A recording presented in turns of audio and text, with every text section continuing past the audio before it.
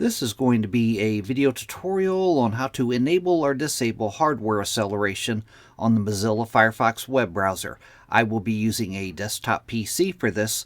Let me jump over to my browser here. I have the Firefox web browser opened up now.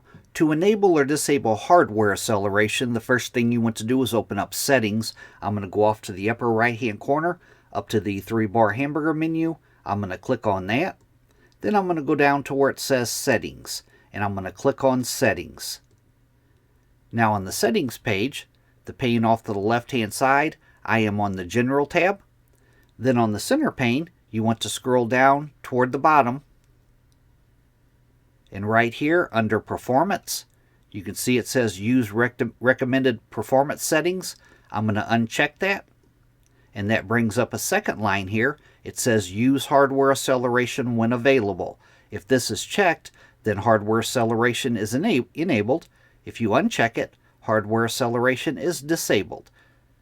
That is how to enable or disable hardware acceleration on the Firefox web browser. Thanks for watching.